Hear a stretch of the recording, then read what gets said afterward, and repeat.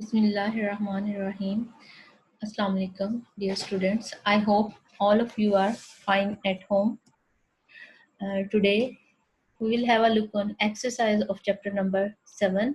We will do only MCQs and short questions.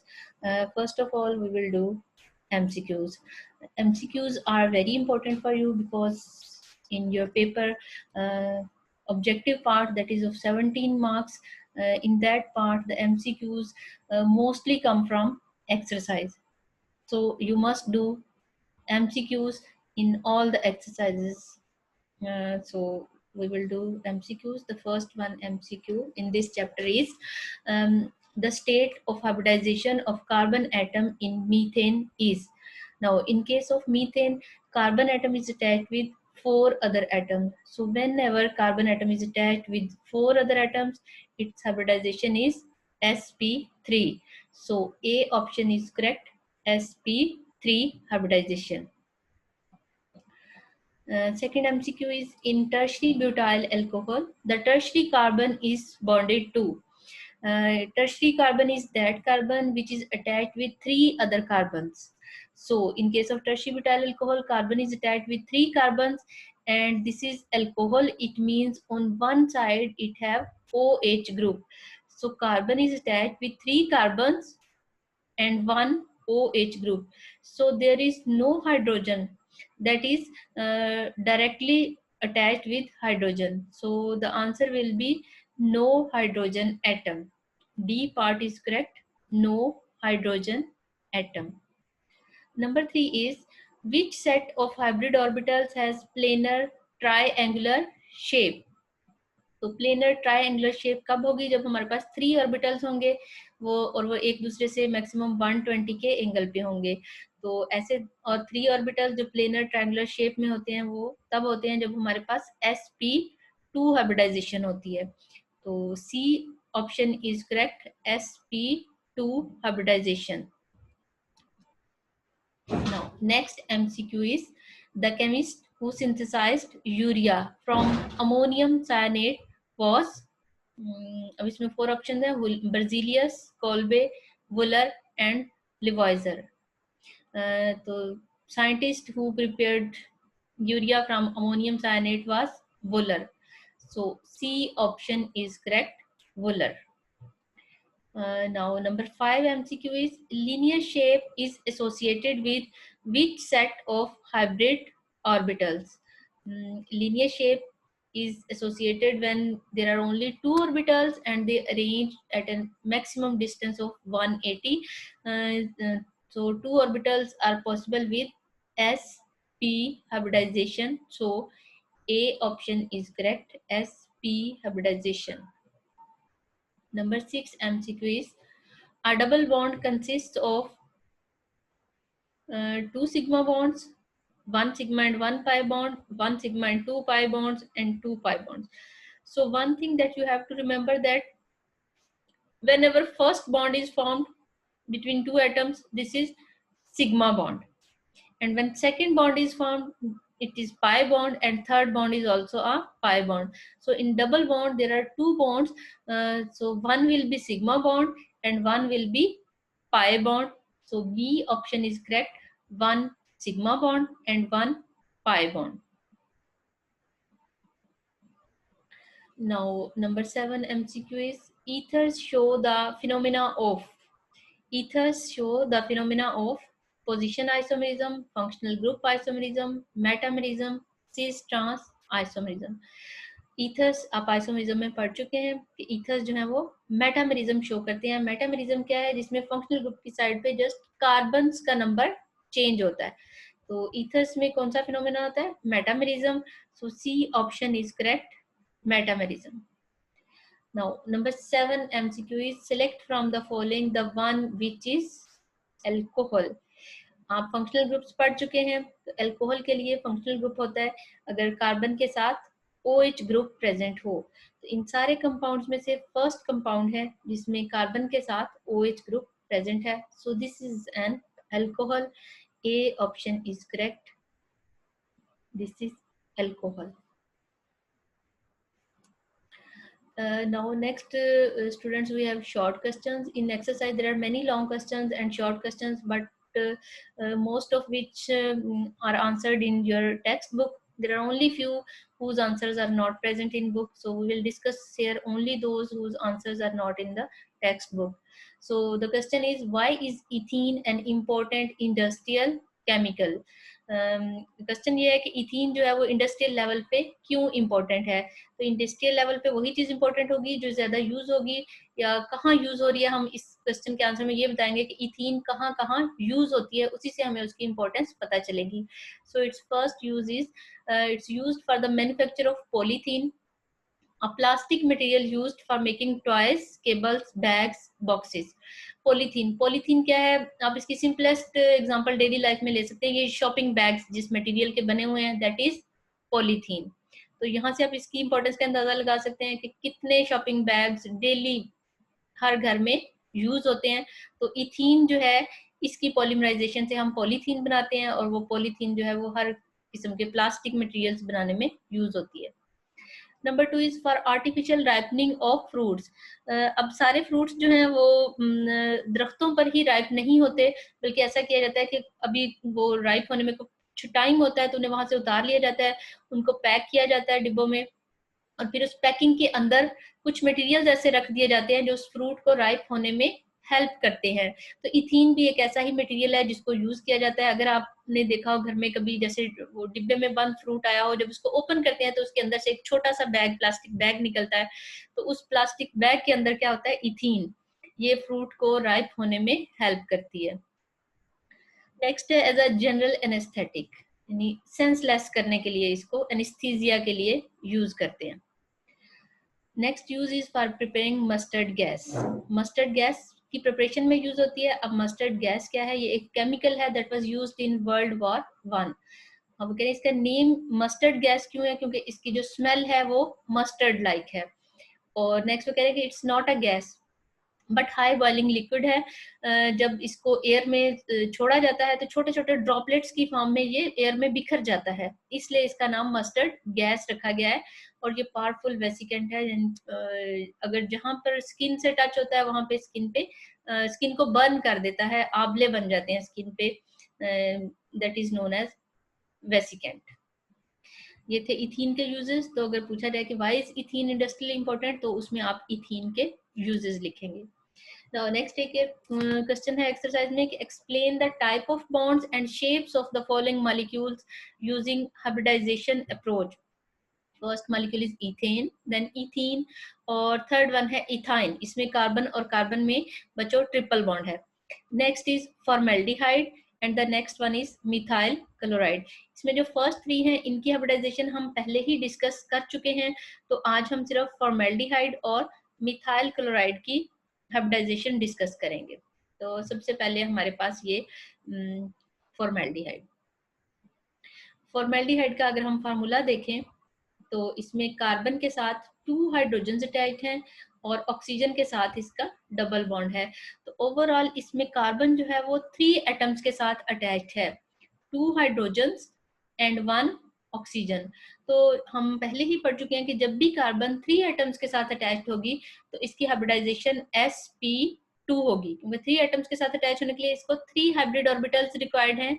सो इसकी hybridisation sp2 होगी, और 1 p orbital unhybrid form में carbon centre पे present होगा। So this is carbon in formaldehyde, and this is sp2 hybridized. sp2 hybridized में ये जो 3 आपको व्हाइट ऑर्बिटल्स नजर आ रहे हैं, ये हाइब्रिड ऑर्बिटल्स हैं। ये कार्बन के हाइब्रिड ऑर्बिटल्स हैं, 1 2 एंड 3। ये हाइब्रिड ऑर्बिटल्स हैं, ये ट्राइएंगुलर प्लेनर फॉर्म में प्रेजेंट है। और ये p ऑर्बिटल है जो कि अनहाइब्रिड है, इसकी 1 लोब अबव द प्लेन और 1 लोब बिलो द प्लेन है, यानी इस प्लेनर मॉलिक्यूल प्लेनर पार्ट से ये परपेंडिकुलर है। अब 3 हाइब्रिड ऑर्बिटल्स में से जो 2 हाइब्रिड ऑर्बिटल्स हैं वो हाइड्रोजन्स के साथ बॉन्ड फॉर्म करेंगे, और जो थर्ड हाइब्रिड ऑर्बिटल है वो ऑक्सीजन के साथ बॉन्ड फॉर्म करेगा। अब नेक्स्ट एटम है हमारे पास ऑक्सीजन। अब ऑक्सीजन की हाइब्रिडाइजेशन के लिए रूल्स थोड़े से डिफरेंट हैं, क्योंकि ऑक्सीजन के वैलेंस शेल में 2 लोन पेयर्स भी प्रेजेंट होते हैं। अगर आप ऑक्सीजन की इलेक्ट्रॉनिक कन्फिगरेशन देखेंगे तो ऑक्सीजन के वैलेंस शेल में 2 लोन पेयर्स प्रेजेंट हैं। अब ऑक्सीजन यहाँ पर ओनली वन एटम के साथ अटैच है, तो ऑक्सीजन जब भी वन एटम के साथ अटैच होगा तो इसकी हाइब्रिडाइजेशन sp2 होगी, क्योंकि वन ऑर्बिटल इसको सिग्मा बॉन्ड फॉर्म करने के लिए चाहिए और बाकी टू ऑर्बिटल्स इसको लोन पेयर्स के लिए चाहिए। अब ऑक्सीजन एटम पे भी 1p ऑर्बिटल अनहाइब्रिड फॉर्म में प्रेजेंट है और वो इन प्लेनर हाइब्रिड ऑर्बिटल से परपेंडिकुलर प्रेजेंट है। अब ऑक्सीजन के जो 3 हाइब्रिड ऑर्बिटल्स हैं उनमें से 2 में लोन पेयर्स होंगे और जो थर्ड है वो कार्बन के साथ सिग्मा बॉन्ड फॉर्म करेगा। अब पीछे रह गए ये p ऑर्बिटल जो कि अनहाइब्रिड है और ये ऑक्सीजन का p ऑर्बिटल जो कि अनहाइब्रिड है, तो ये दोनों साइड वाइज ओवरलैप करेंगे, यहाँ से और यहाँ से। अब साइड वाइज ओवरलैप करेंगे तो साइड वाइज ओवरलैप से ऑलवेज पाई बॉन्ड फॉर्म होता है। इस तरह कार्बन और ऑक्सीजन के दरमियान में एक सिग्मा बॉन्ड फॉर्म होगा और सेकंड जो है वो पाई बॉन्ड फॉर्म होगा। देखिए ये फॉर्मल्डिहाइड का मॉलिक्यूल है, ये मेरी कार्बन है, इसके साथ 2 हाइड्रोजन अटैच्ड हैं। इस साइड से कार्बन ऑक्सीजन के साथ सिग्मा बॉन्ड फॉर्म कर रही है। ये ऑक्सीजन के 2 लोन पेयर्स हैं और ये इन दोनों के दरमियान में पाई बॉन्ड फॉर्म हुआ है। So carbon and oxygen have 1 sigma bond and 1 pi bond.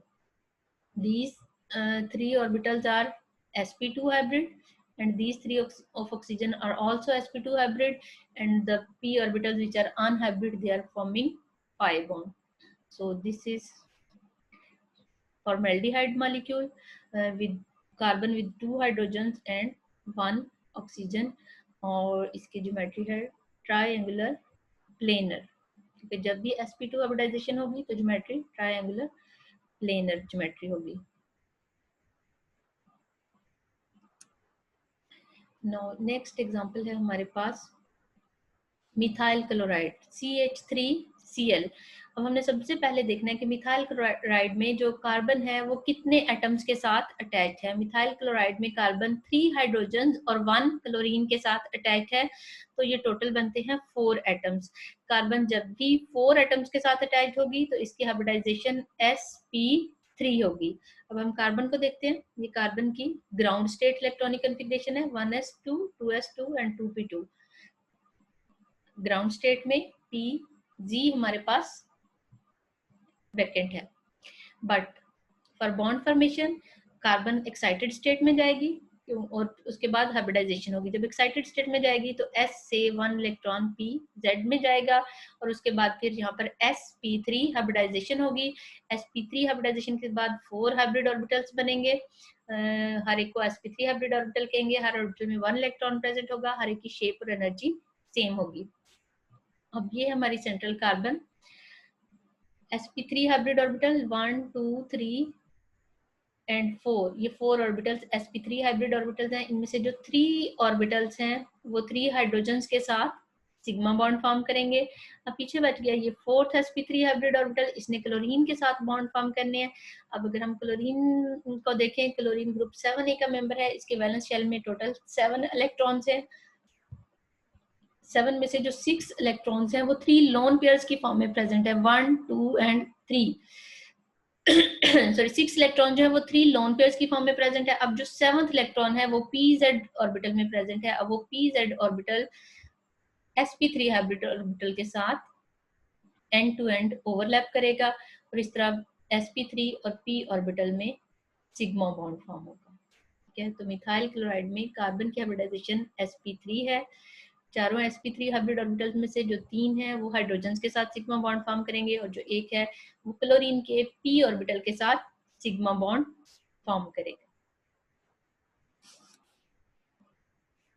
अब नेक्स्ट इसके अलावा बच्चों हम चैप्टर नंबर 1 की एक्सरसाइज से कुछ क्वेश्चंस करेंगे। चैप्टर नंबर 1 हम लोग पढ़ चुके हैं पहले, आज हम जस्ट इसकी एक्सरसाइज से कुछ क्वेश्चंस करेंगे। So the first question is, the melting and boiling points of elements increase from left to the right up to the middle of S and P block elements and decrease onwards. कि जो हमारे melting and boiling points है, आप groups and periods के बारे में आप पढ़ चुके हैं। ग्रुप्स जो हैं वो वर्टिकल रोज हैं और पीरियड्स जो हैं वो हॉरिजॉन्टल रोज हैं। अब पीरियड को हम लेफ्ट से राइट की तरफ देखते हैं तो इसमें वो कह रहे हैं कि अगर हम लेफ्ट से राइट जाएं तो मिडल तक एस एंड पी ब्लॉक का जो मिडल है वो पीरियोडिक टेबल का भी आप कह लें मिडल है, वहां तक वो कह रहे हैं melting and boiling points increase होते हैं और उसके बाद डिक्रीज होते हैं। अब इसका आंसर ये है कि जब हम ग्रुप 1 से ग्रुप 4 तक जाते हैं तो number of unpaired electrons increase होते हैं। तो पीरियोडिक टेबल में लेफ्ट से राइट पे जाते हुए, एक ही पीरियड की बात हो रही है, एक पीरियड में लेफ्ट से राइट पे जाते हुए number of unpaired electrons increase होते हैं। तो जितने number of unpaired electrons increase होते जाएंगे मींस वो एटम उतने ही ज्यादा बॉन्ड्स फॉर्म करेगा, और जो एटम जितने ज्यादा बॉन्ड्स फॉर्म करेगा तो मींस उसकी बाइंडिंग एनर्जी की वैल्यू भी इंक्रीज होती जाएगी। ठीक है, बाइंडिंग एनर्जी इंक्रीज होती जाएगी, इसलिए अगर हमने उसको मेल्ट करना है या बॉयल करना है तो हमें उसको ज्यादा एनर्जी देना पड़ेगी उसकी बाइंडिंग एनर्जी को ब्रेक करने के लिए। इसलिए पीरियड्स में लेफ्ट से राइट पे जाते हुए melting and boiling points centre तक यानी ग्रुप 4A तक इंक्रीज होंगे, उसके बाद डिक्रीज होंगे। डिक्रीज क्यों होंगे? क्योंकि उसके बाद जब फर्दर इलेक्ट्रॉन्स आएंगे तो इन इलेक्ट्रॉन्स की पेयरिंग होती जाएगी, और जब इलेक्ट्रॉन्स पेयर्ड अप हो जाएंगे तो फिर वो एटम्स किसी के साथ बॉन्ड्स फॉर्म नहीं करेंगे, उनके पास फिर जितने अनपेयर्ड बचेंगे वही बॉन्ड्स फॉर्म करेंगे, और जितने पेयर्ड इलेक्ट्रॉन्स होते जाएंगे वो फर्दर बॉन्ड्स फॉर्म नहीं करेंगे। इस तरह उनकी बाइंडिंग एनर्जी की वैल्यू कम होती जाएगी, और जब बाइंडिंग एनर्जी कम होगी तो उनके मेल्टिंग एंड बॉइलिंग पॉइंट्स भी डिक्रीज होंगे। नंबर ऑफ अनपेयर्ड इलेक्ट्रॉन्स को कैसे समझ सकते हैं कि अगर हम थर्ड पीरियड लें, थर्ड पीरियड में फर्स्ट एलिमेंट हमारे पास सोडियम है, सोडियम के वैलेंस शेल में 1 इलेक्ट्रॉन है। उसके बाद अगर हम मैग्नीशियम देखें तो मैग्नीशियम के वैलेंस शेल में 2 इलेक्ट्रॉन्स हैं। उसके बाद अगर हम थर्ड एलिमेंट देखें एल्यूमिनियम है तो उसके वैलेंस शेल में 3 इलेक्ट्रॉन्स हैं, और ये तीनों अनपेयर्ड हैं। तो जितने अनपेयर्ड इलेक्ट्रॉन्स बढ़ते जाएंगे उतनी ही बाइंडिंग एनर्जी की वैल्यू बढ़ेगी, और फिर उससे मेल्टिंग एंड बॉइलिंग पॉइंट्स भी increase होंगे। Now the next question is, the oxidation states vary in a period but remain almost constant in a group। अब ग्रुप आपको बताया, ग्रुप क्या है? टॉप से बॉटम की तरफ अगर हम पीरियोडिक टेबल में जाएं तो उस कॉलम को हम कहते हैं ग्रुप, और जो नंबर ऑफ वैलेंस इलेक्ट्रॉन्स हैं वो एक ग्रुप में कांस्टेंट होते हैं, यानी फर्स्ट जो एलिमेंट होगा ग्रुप का उसके जितने वैलेंस इलेक्ट्रॉन्स होंगे लास्ट एलिमेंट के वैलेंस शेल में भी उतने ही इलेक्ट्रॉन्स होंगे। और ऑक्सीडेशन स्टेट जो है वो डिपेंड करती है ग्रुप नंबर पे। एक्चुअल में वो किस पे डिपेंड करती है? नंबर ऑफ वैलेंस इलेक्ट्रॉन्स पे। तो ग्रुप में चूंकि number of valence electrons constant रहते हैं इसलिए एक ही ग्रुप में ऑक्सीडेशन स्टेट भी कांस्टेंट रहती है। लेकिन जब हम पीरियड की बात करते हैं तो पीरियड में लेफ्ट से राइट पे जाते हुए number of valence electrons increase होते हैं। तो अब अगर number of valence electrons increase हो रहे हैं तो फिर ऑक्सीडेशन स्टेट भी इंक्रीज होगी, यानी ऑक्सीडेशन स्टेट जो है वो चेंज होती जाएगी पीरियड में जब हम लेफ्ट से राइट पे जाएंगे due to change in number of valence electrons. इसकी एग्जांपल देखते हैं हम। अगर सोडियम देखें, सोडियम के ग्रुप 1A का मेंबर है और इसके वैलेंस शेल में ओनली 1 इलेक्ट्रॉन होता है। इसके बाद अगर हम देखें मैग्नीशियम, मैग्नीशियम ग्रुप 2A का मेंबर है और इसके वैलेंस शेल में 2 इलेक्ट्रॉन्स हैं। एल्यूमिनियम ग्रुप 3A का मेंबर है, इसके वैलेंस शेल में 3 इलेक्ट्रॉन्स हैं। अगर हम सिलिकॉन देखें तो इसके वैलेंस शेल में 4 इलेक्ट्रॉन्स होंगे। ठीक है, जो ग्रुप नंबर होगा उतने ही उसमें वैलेंस इलेक्ट्रॉन्स भी होंगे। अब ग्रुप 1A के जितने भी मेंबर्स होंगे सोडियम से नीचे, सोडियम, पोटेशियम, रुबिडियम, उन सब के वैलेंस शेल में 1 इलेक्ट्रॉन होगा, इसलिए इन सब की वैलेंसी होती है +1। अब ग्रुप 2A, इसमें भी जितने एलिमेंट्स होंगे मैग्नीशियम, कैल्शियम, स्ट्रोंशियम, बेरियम, उन सब के वैलेंस शेल में 2 इलेक्ट्रॉन्स हैं तो उन सब की वैलेंसी 2 होगी। एल्यूमिनियम ग्रुप 3A में है, इसके इस ग्रुप में जितने भी एलिमेंट्स हैं boron, aluminium, gallium, indium, thallium, उन सब के वैलेंस इलेक्ट्रॉन वैलेंस शेल में 3 इलेक्ट्रॉन्स होंगे, इसलिए सबकी वैलेंसी 3 होगी। ये तो थी ग्रुप की बात। लेकिन पीरियड में अगर हम सोडियम से मैग्नीशियम, एल्यूमिनियम, सिलिकॉन की तरफ जाएं तो हर एक के वैलेंस शेल में 1 इलेक्ट्रॉन इंक्रीज हो रहा है। सोडियम के वैलेंस शेल में 1 इलेक्ट्रॉन, मैग्नीशियम में 2 इलेक्ट्रॉन्स, एल्यूमिनियम में 3 इलेक्ट्रॉन्स और सिलिकॉन में 4 इलेक्ट्रॉन्स। तो पीरियड में चूंकि number of valence electrons change हो रहे हैं इसलिए ऑक्सीडेशन स्टेट भी चेंज हो रही है। Now next question is, hydration energies of the ions are in the following order. Aluminum has greatest value for hydration energy, Magnesium has lower value than aluminum, and sodium has lower value as compared to magnesium. Now, hydration energy is defined as the amount of heat absorbed or evolved when 1 mole of gaseous ions are dissolved in water to make infinitely dilute solution. यानी जब भी हम किसी element के gaseous ions के 1 मोल को water में dissolve करेंगे और इतना वाटर ऐड कर देंगे कि फर्दर डाइल्यूशन से कोई हीट इवॉल्व या एब्जॉर्ब नहीं होगी, तो वो जो 1 मोल की डिसॉल्व करने से जो हीट इवॉल्व या एब्जॉर्ब होगी उसको हम हाइड्रेशन एनर्जी कहते हैं. अब हाइड्रेशन एनर्जी डिपेंड किस पे करती है? Hydration energy of the ions depends on charge to size ratio, यानी चार्ज क्या है उस एलिमेंट पे और उसको हमने किस पे डिवाइड करना है, उसके साइज पे. रेशो का मतलब ये है कि जो उस पे चार्ज है उसको हमने डिवाइड करना है उसके साइज पे. तो जो आंसर आएगा उस पे डिपेंड करती है वैल्यू ऑफ हाइड्रेशन एनर्जी. अब चार्ज टू साइज रेशो, अगर उसका आंसर लार्ज होगा तो हाइड्रेशन एनर्जी की वैल्यू भी लार्ज होगी, और अगर उसका आंसर स्मॉल होगा तो हाइड्रेशन एनर्जी की वैल्यू भी स्मॉल होगी. अब अगर हम पीरियड की बात करें तो पीरियड में लेफ्ट से राइट पे जाते हुए charge to size ratio increase होती है. कैसे इंक्रीज होती है?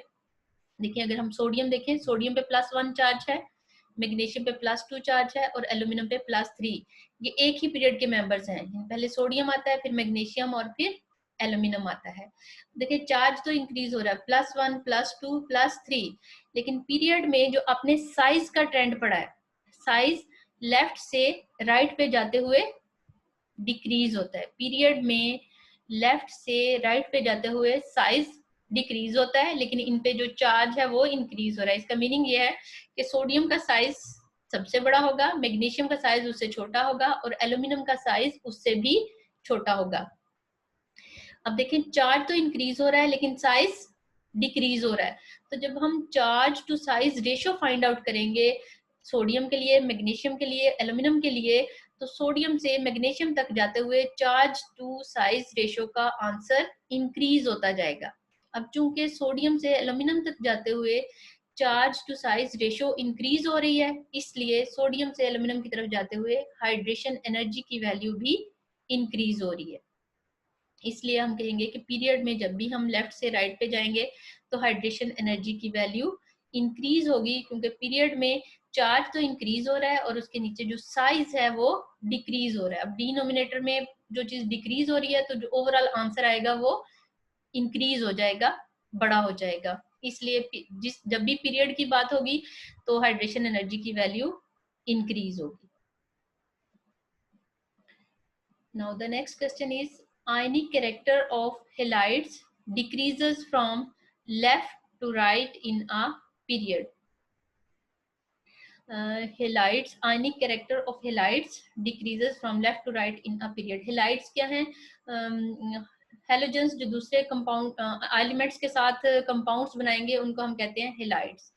अब आयनिक कैरेक्टर क्यों डिक्रीज होता है लेफ्ट से राइट पे जाते हुए? क्योंकि जो लेफ्ट पे एलिमेंट्स हैं उनकी जो इलेक्ट्रोनेगेटिविटी की वैल्यू कम है. जैसे जैसे हम राइट की तरफ आते जाएंगे इलेक्ट्रोनेगेटिविटी की वैल्यू इंक्रीज होती जाएगी. और आयनिक कैरेक्टर किसी बॉन्ड का डिपेंड करता है कि जो भी दो एटम्स जिन्होंने बॉन्ड फॉर्म किया है उनके दरमियान में इलेक्ट्रोनेगेटिविटी डिफरेंस कितना है. अगर इलेक्ट्रोनेगेटिविटी डिफरेंस ज्यादा होगा तो बॉन्ड आयनिक होगा, और अगर इलेक्ट्रोनेगेटिविटी डिफरेंस कम होगा तो बॉन्ड कोवेलेंट होगा. ठीक है. अब लेफ्ट से राइट पे जब भी हम आएंगे तो इलेक्ट्रोनेगेटिविटी जो है एलिमेंट की वो इंक्रीज होती जाएगी, तो हेलोजन के साथ जो उनका डिफरेंस है इलेक्ट्रोनेगेटिविटी का वो डिक्रीज होता जाएगा.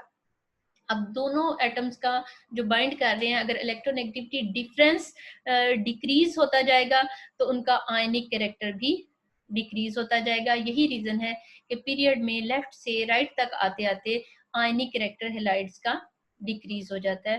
अगर हम सोडियम के साथ देखें हेलोजेंस का बॉन्ड, सोडियम हेलाइड्स देखें तो वो आयनिक होंगे, लेकिन जैसे अगर हम सोडियम के बाद मैग्नीशियम, एल्यूमिनियम, सिलिकॉन, अगर सिलिकॉन का हेलाइड देखेंगे तो वो आयनिक नहीं होगा, उसमें कोवेलेंट कैरेक्टर इंक्रीज हो चुका होगा, क्योंकि सिलिकॉन और हेलोजन का इलेक्ट्रोनेगेटिविटी डिफरेंस कम होगा.